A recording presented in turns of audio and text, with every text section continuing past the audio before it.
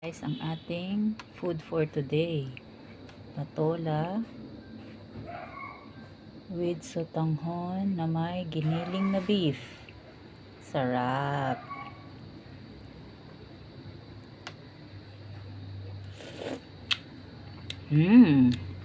Yummy.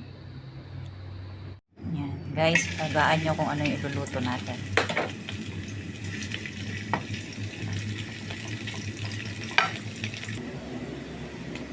Ayan, na-brown na. So, pwede na natin ilagay ang beef.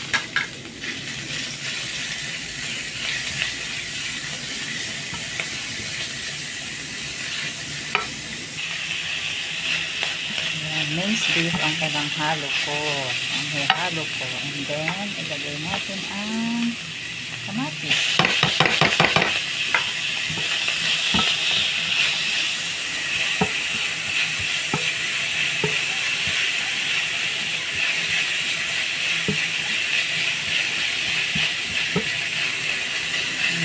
So, lagyan natin ng salt.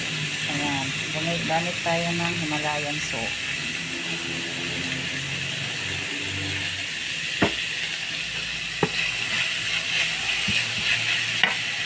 Ayan, lagyan natin ng tubig.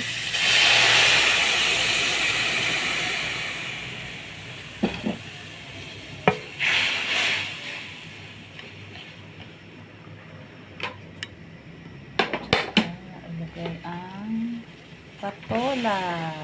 Yummy. So, ayan. Ang gulay for today is patola. Ayan. Nagutom na ako. Kasi, nung nanonood ako ng mga reels, marami ako nakikita nagluluto ng patola. Paborito ko ang patola. So, ayan. May nakita ako sa palengke, ayan, bumili na rin ako. Tapos lagay natin yung sotanghon. Parang ang dami nito. Ako lang ang kakain kasi si Habi hindi naman kakain nito. Kaya siguro hanggang bukas ko na tong pagkain. Ayan, pakukuluin lang natin, lulutuin natin yung sotanghon.